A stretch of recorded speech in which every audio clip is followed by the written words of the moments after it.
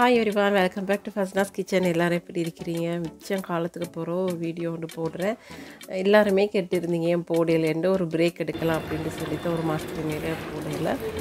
இப்போ பார்த்தீங்கன்னு சொன்னா ஒரு நல்ல ஒரு ரெசிபியோடையும் வெளியில் ஒரு சின்ன அவுட்டிங் ஒன்று போயிருந்தோம் அதோட வந்திருக்கிறேன். சப்ஸ்கிரைப் பண்ணாதவங்க சப்ஸ்கிரைப் பண்ணிட்டு பாருங்க. So are you guys ready? Let's get started.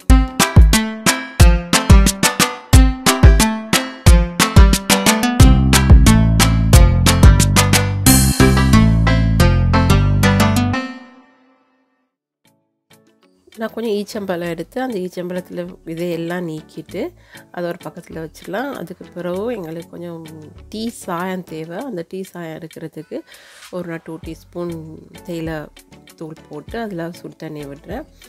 அந்த சுடு தண்ணி நல்லா சாயம் இறங்கினதுக்கு பிறகு அதை சூட்டோடையே அப்படியே வடித்து இந்த டேட்ஸில் விட்டுட்டு இதுக்கு ஒரு 1/2 டீஸ்பூன் மாதிரி பைகார்பனேட் சோடா ஆப்ப சோடா போட்டு அதை கொஞ்சம் சோக் பண்ண வச்சிடலாம் ஒரு 1/2 hour மாதிரி. இப்போது நாங்கள் ரவையை ரோஸ்ட் பண்ண போகிறோம். அதுக்கு ஒரு பேனில் ரவையை போட்டுடலாம். ரவையை போட்டுட்டு அதை மீடியம் ஃப்ளேமில் வச்சு நல்ல வாசம் வர அளவுக்கு வறுக்கணும். அது எப்படின்னா நீங்கள் ரோஸ்ட் பண்ணிட்டு வர்றப்போ ஒரு கலர் சேஞ்ச் வரும். அது பார்த்திங்கன்னா ஒரு மணல் குறுநல் மாதிரி உன்னோட ஒரு ஒட்டாமை இருக்கும். வாயில் போட்டிங்கன்னா கிறிஸ்பி ஆகிக்கும். அந்த ஸ்டேஜில் ஆஃப் பண்ணிடலாம். இப்போ இன்னும் ஒரு பேனில் நாங்கள் கேரமல் செய்ய போகிறோம். அதுக்கு நாங்கள் எடுத்துக்கிற ப்ரௌன் சுகரில் ஹாஃப் குவான்டிட்டி எடுத்து இப்போ நாங்கள் போட்டுட்டு மீடியம் ஃப்ளேமில் அப்படியே டிஸ்டர்ப் பண்ணாமல் வச்சிடலாம். இப்போ பார்த்திங்கன்னா ஒரு 1 to 2 minutes இருக்கிறப்ப இந்த மாதிரி சைட் ஓரமெல்லாம் மெல்ட் ஆகி வருது. இப்போ நடுவில் பாருங்கள் கிராக் அப்படி மெல்ட் ஆகிறது விளங்குது. இதை அப்படியே லைட்டாக ஒரு ஆட்டி இந்த மாதிரி பண்ணிட்டு இருந்தீங்கன்னா அது அப்படியே மெல்ட் ஆகி வரும். இப்போவே ஸ்பூன் போட்டு மிக்ஸ் பண்ணி விட்டுற வேணாம். இந்த ஸ்டேஜில் நாங்கள் ஸ்பூன் யூஸ் பண்ணலாம். இனி நாங்கள் இதை அப்படியே மிக்ஸ் பண்ணி விடுவோம். இப்போ பாருங்கள் ஒரு திக்கான நல்ல ஒரு கேரமலுங்களுக்கு கிடச்சிட்டு இந்த கலர் வாரத்துக்கான நான் ப்ரௌன் சுகர் யூஸ் பண்ணதுனால நல்ல ப்ரௌன் சுகராக இருக்கணும். சில ப்ரௌன் சுகர் பார்த்திங்கன்னா டை பண்ணியிருப்பாங்க. இது நல்ல ப்ரௌன் சுகர், அதெல்லாம் இந்த கலர் வந்திருக்கு.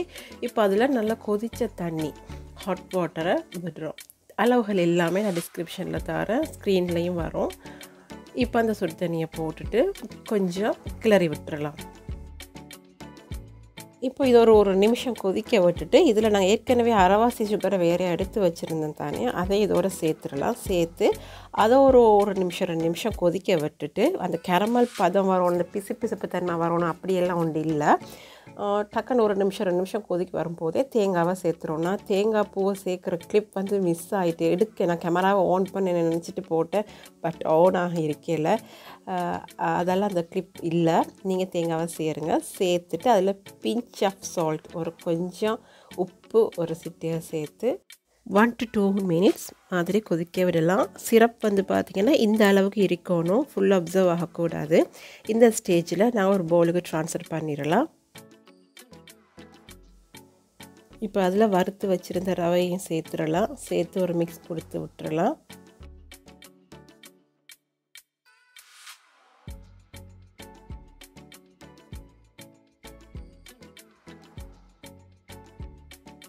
நாங்கள் சூட்டோடைய ரவையை சேர்க்குறதால என்ன ஆகும்னா நல்லா அப்சர்வ் ஆகும் இந்த சிரப் ரவையில்.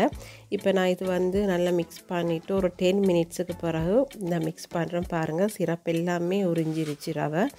இப்போ இந்த ஸ்டேஜில் நாங்கள் இது டேட்ஸ் ஊற வச்சுருந்தேன் தானே, அந்த டேட்ஸ் மிக்ஸிங்கை நல்லா அதுக்கு கொஞ்சம் மசிச்சு விட்டுட்டு அதை அப்படியே அதோட கொட்டி சேர்த்து விட்டுருங்க.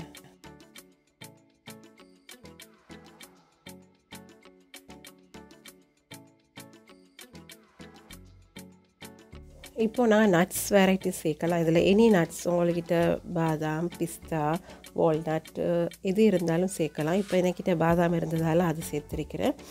இப்போ அதோட ஸ்பைஸ் பவுடர்னு சொன்னால் இது ரெடிமேட். உங்களுக்கு வீட்டில் செய்கிறதுன்னு சொன்னால் 2 துண்டு பட்டை, 2 ஏலக்காய், 2 கிராம்பு, நட்மேக் ஜாதிக்காய் அது இருந்ததுன்னா அதில் ஒரு சின்ன துண்டு போடலாம். எல்லாத்தையும் ரோஸ்ட் பண்ணிவிட்டு பவுடர் ஆக்குனீங்கன்னா உங்களுக்கு ஸ்பைஸ் பவுடர் ரெடி ஆகிடும். அதோட 1/4 டீஸ்பூன் ஏலக்காய் தூள் அதையும் சேர்த்து இதில் மிக்ஸ் பண்ணி விட்டுருங்க. இது சேர்க்குறதால நல்ல ஒரு ரிச் கேக்கோட ஃப்ளேவர் உங்களுக்கு கிடைக்கும். இப்போ இதில் நான் பட்டர் சேர்க்குறேன். பட்டர் ஓ மார்ஜரின் எதுவாக இருந்தாலும் பரவாயில்லை. அதையும் இந்த அளவுகள் நான் தாரேன், அதையும் சேர்த்துடுங்க. இப்போ நான் 2 டீஸ்பூன் வெனிலா எசன்ஸ் சேர்த்துருக்கிறேன். இதோட ஃபியூ ட்ராப்ஸ் உங்களுக்கு ரோஸ் எசன்ஸோ ஆல்மண்ட் எசன்ஸ் இருந்தாலும் ஒரு ஃபியூ ட்ராப்ஸ் சேர்க்கலாம். அந்த உங்களுக்கு ஒரு நல்ல ரிச் கேக்கு நல்ல ஸ்மெல் அதில் கூட உங்களுக்கு கிடைக்கும். இதை நல்லா மிக்ஸ் பண்ணிவிட்டு அதை கொஞ்ச நேரம் அப்படியே வச்சிடலாம். இப்போ பார்த்தீங்கன்னா நல்லா ஆறிடுச்சு. நான் ஒரு 10 மினிட்ஸ் மாதிரி வச்சுருந்தேன். நல்லா ஆறி எல்லா இன்க்ரீடியன்ஸும் எல்லாம் ஒன்றோட ஒன்று நல்லா சேர்ந்துட்டுது. இப்போ நல்லா ஆறினதுக்கு பிறகு இந்த 2 முட்டையை அதோட சேர்த்து மிக்ஸ் பண்ணி விட்டுருங்க. இப்போ கோதுமை மாவில் பேக்கிங் பவுடரை சேர்த்து நல்லா அரைச்சி அந்த மிக்சரோட நல்லா சேர்த்து விட்டுறலாம்.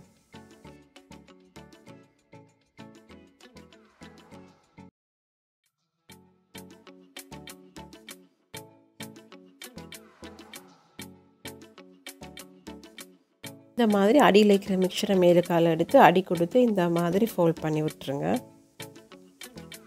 சில நேரத்தில் இப்படி இன்சிடென்ட்ஸ் நடக்கும். நான் வந்து வீடியோவுக்கு நல்லா இருக்கும்போது அதை ஸ்பூனை ஸ்பெட்டலாக யூஸ் பண்ணேன். அது இதுக்கு செட் ஆகலை. அது 2 பீஸாக வந்துட்டு அதுக்கப்புறம் உடன் ஸ்பூன் எடுத்து மிக்ஸ் பண்ணேன். உடன் ஸ்பூனையே நீங்களும் யூஸ் பண்ணுங்கள் இதுக்கு. இந்த மா போட்டதுக்கு பிறகு நல்லா மிக்சிங் கொடுங்க. பீட் பண்ணிட வேணால் ஃபோல்ட் பண்ணி விடுங்க. அதாவது அந்த ஏர் பபிள்ஸ் உள்ளுக்கு போகிற மாதிரி. நார்மலாக பட்டர் கேக்குக்கு நாங்கள் எப்படி ஃபோல்ட் பண்ணி மிக்ஸ் பண்ணுவோமோ அந்த மாதிரி 2 to 3 மினிட்ஸ் இந்த மாதிரி பண்ணி விட்டுடுங்க. இப்போ பாருங்கள் ட்ரேயில் எப்படி ஆயில் பேப்பர் போடலாம் அப்படின்றது ஒரு பிகினர்ஸுக்காக நான் இதை காட்டுறேன். சாதாரணமாக சும்மா 4 பக்கத்தை கட் பண்ணிவிட்டு போட்டுருவாங்க. சைடு எஜ்ஜிங் கட் பண்ணால் போடுறதெல்லாம் சுருங்கி இருக்கும். அதுக்கு எப்படின்னா இந்த 4 சைட் கார்னர்லேயும் இந்த மாதிரி ஒரு கட் ஒன்று கொடுத்துட்டு இப்படி ஃபோல்ட் பண்ணி விட்டிங்கன்னா எப்படி நாங்கள் புக்ஸுக்கெல்லாம் கவர் போடுவோமோ அந்த மாதிரி கார்னரை கட் பண்ணிவிட்டு இப்படி மடித்து விட்டிங்கன்னா உங்களுக்கு வந்து அந்த சுருக்கு இருக்காது. இது ஜஸ்ட் ஒரு பிகினர்ஸுக்கு தான், சின்னவங்கெல்லாம் பார்ப்பாங்க. இதை பார்த்து நிறைய பேர் யங் கேர்ள்ஸ் செய்கிறாங்க பிகினர்ஸ். அவங்களுக்காக நான் இந்த டிப்ஸை சொல்கிறேன். இப்போது நாங்கள் ஷீட்ஸை போட்டாச்சு. இப்போது இதில் வந்து எங்கிட்ட பெட்டரை ஊற்றிடலாம். எப்போவுமே நீங்கள் பேக் பண்ணும்போது பன்னாக இருக்கலாம், பிஸ்ஸா, கேக் எதுவாக இருந்தாலும் ப்ரீஹீட் பண்ண மறந்துடாதீங்க. ப்ரீஹீட் பண்ணிட்டு பண்ணும்போது கேக் அடைஞ்சு போகிறத நீங்கள் அவாய்ட் பண்ணலாம். இல்லாமல் நீங்கள் சும்மா டிரெக்டாகவே ஹீட் பண்ண முதலே போட்டிங்கன்னா கேக் உங்களுக்கு அடைஞ்சு போயிடும். பெட்டரை இப்படி போட்டு தட்டி விட்டுருங்க. டப் பண்ணிவிட்டு இப்போ நீங்கள் காஜு ப்ளம்ஸ் அந்த மாதிரி இதெல்லாம் டெக்கரேட் பண்ணிவிட்டு நார்மலாக கேக் பேக் பண்ணுற மாதிரி 180 to 200 Celsius 45 to 1 hour bake பண்ணி எடுத்திங்கன்னா சரி. ஒவ்வொன்றுக்கு ஒவ்வொன்று டிஃப்ரெண்ட்டாகவும் நீங்கள் ஒவ்வொன்ற ஹீட்டை பார்த்து அட்ஜஸ்ட் பண்ணிக்கொள்ளுங்க.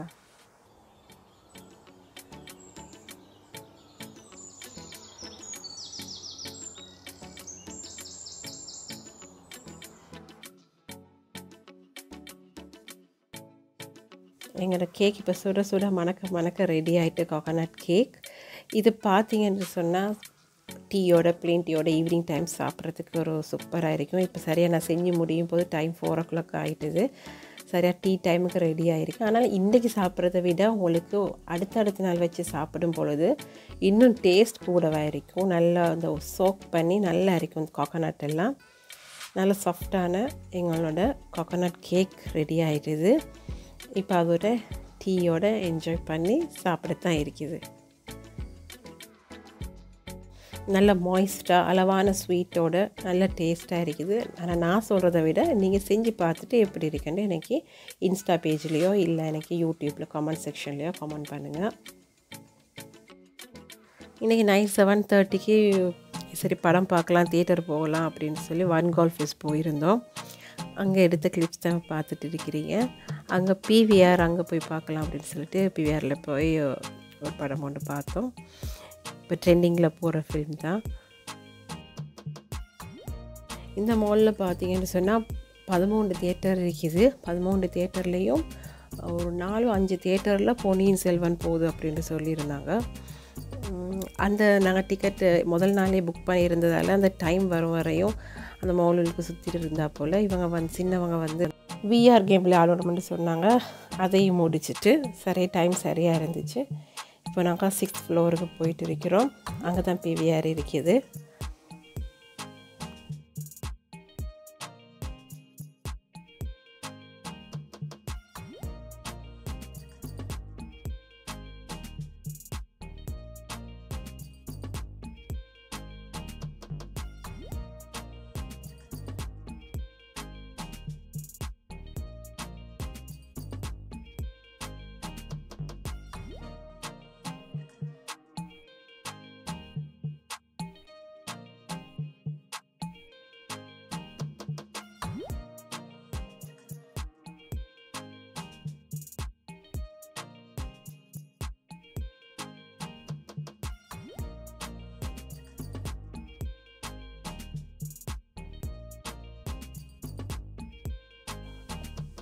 அங்கே கேன்டீனில் தான் எதுவாக இருந்தாலும் வாங்கணும். எதுவுமே தியேட்டர் உள்ள கொண்டு போக இயலாது. வெளியில் இருந்து கொண்டு வர ஃபுட் ஐட்டங்கள் அப்படி இருந்துச்சுன்னா கவுண்டர் வரைக்கும் அதில் வாங்கி வச்சுருவாங்க. போகிற நேரம் தான் தருவாங்க.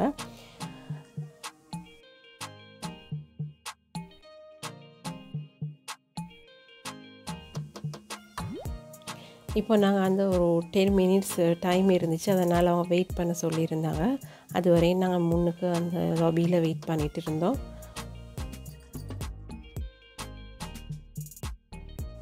இப்போ படம் ஸ்டார்ட் ஆக போகுது. இப்போ அங்கே தான் போயிட்டுருக்கிறோம். இந்த தியேட்டர் பார்த்திங்கன்னா டோர் நம்பர் 9. எங்களுடைய தியேட்டர் வந்து டோர் நம்பர் 7. இப்போ அதுக்கு தான் போயிட்டுருக்கிறோம்.